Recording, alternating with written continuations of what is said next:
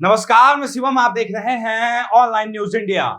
उत्तर प्रदेश के लखीमपुर जिले में आज 5 किसानों को भारतीय जनता पार्टी के नेताओं के द्वारा, भारतीय जनता पार्टी के मंत्रियों के बेटों के द्वारा 5 किसानों को गाड़ी से रौंद कर मार दिया गया।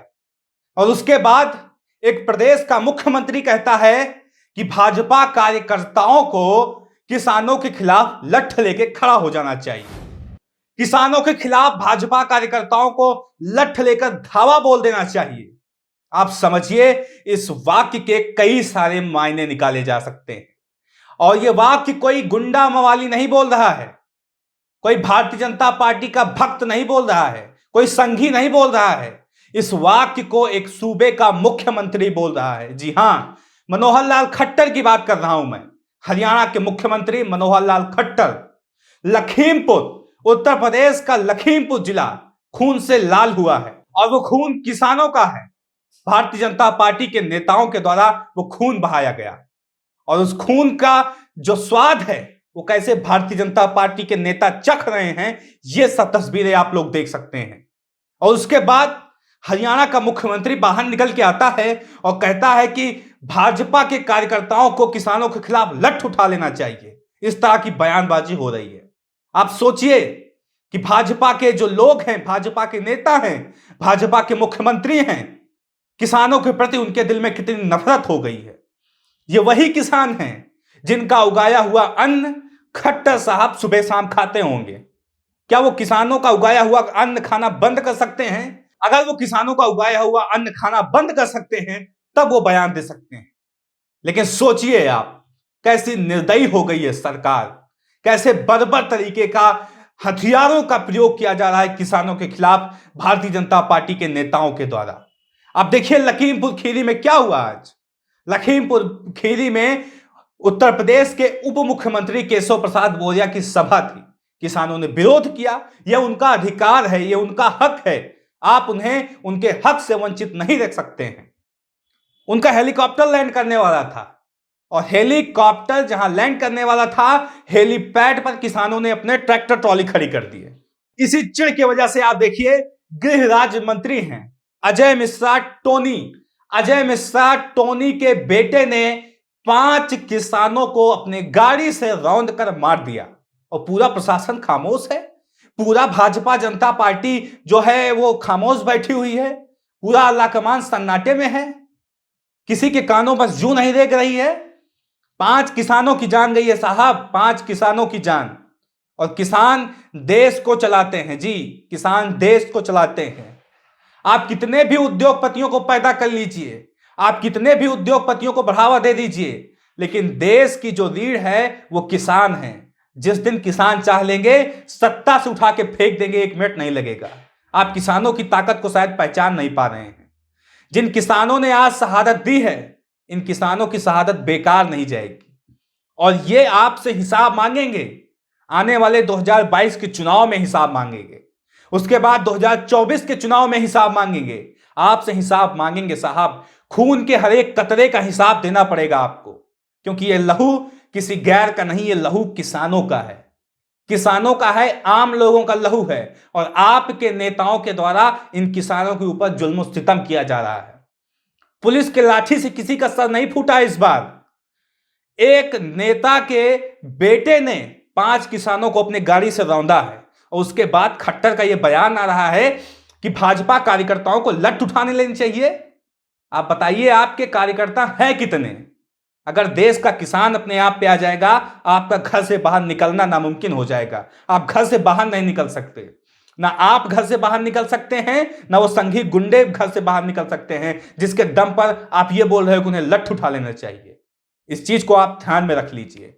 जरा सुन लीजिए आप खट्टर साहब को, क्या बयान दे रहे हैं, वो क्या वक्तव्य निकल के सामने आ रहे हैं उनके। जरा सुन लीजिए आप उनको, वीडियो देखिए आप।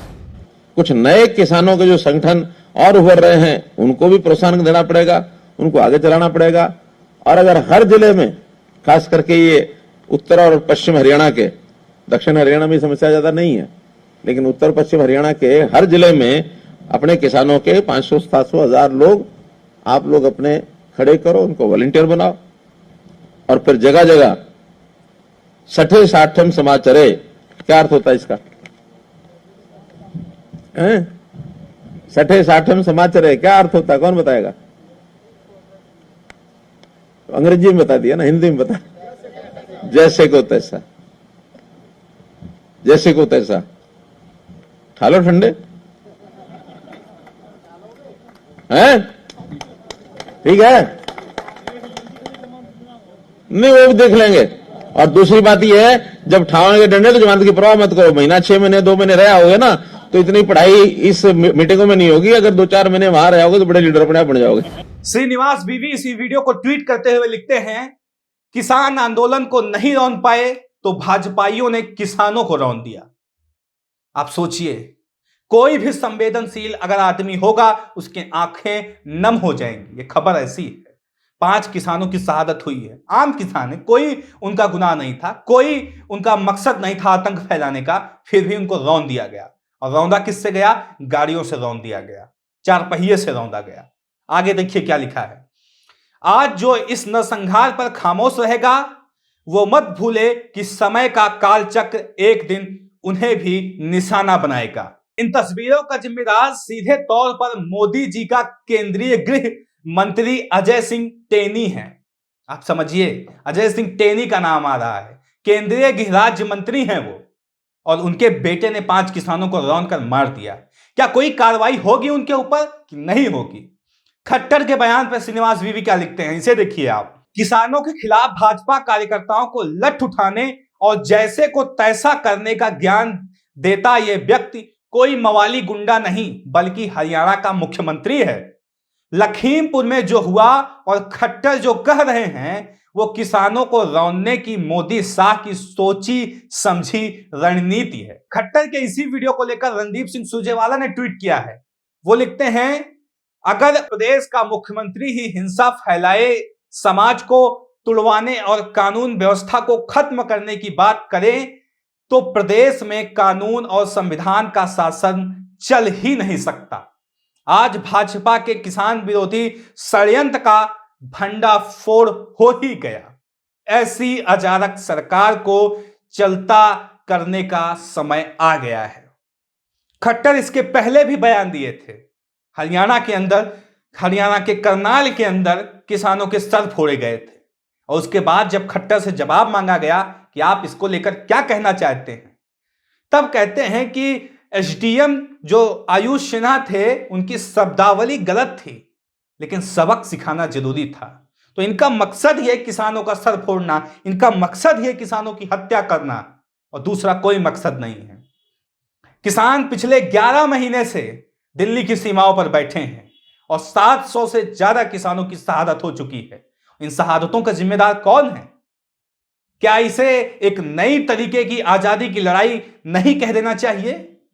क्योंकि आजादी की लड़ाई में जितने लोगों की शहीद हुई थी, वैसे ही इस किसान आंदोलन में किसानों की शहादत हो रही है। उसी तर्ज पर 700 से ज्यादा किसानों की शहादत हो गई है। और भाजपा के जो नेता हैं, ठीक उसी तरीके से जैसे अंग्रेज तानाशाही रवैया अपनाते हुए हमारे क्रांतिवीरों को रौंद देते थे, उनको गोली मार देते थे, उनको शूट आउट कर देते थे, उन्हें फांसी के फंदों पर लटका देते थे, उसी तर्ज पर आज भाजपा के नेता किसानों को गाड़ियों से रौंदने का काम कर रहे हैं। आप समझिए, स्थिति गंभीर है, बहुत गंभीर स्थिति है, और चीजों को समझने की आवश्यकता है। कैसे हमारे देश के जो ताना बाना रचने वाले हुक्मरान हैं वो केवल किसानों को टारगेट करके मारने का काम कर रहे हैं। ये कई सारे पहलू हैं, इसको समझना महत्वपूर्ण है, और आप भी इस बात को समझ जाइए। अगर आप भी समझेंगे नहीं तो मिट जाएंगे, क्योंकि सत्ता आज तानाशाहों के हाथ में आ गई है। जी सही कह रहे हैं, सत्ता तानाशाहों के हाथ में आ गई है। इस खबर को लेकर आपकी राय क्या है, कमेंट बॉक्स में जरूर बताएं। साथ ही साथ चैनल को सब्सक्राइब करें। मिलते हैं इस तरह किसी और खबर के साथ, तब तक के लिए नमस्कार। चैनल को सब्सक्राइब करें और घंटी जरूर दबाएं।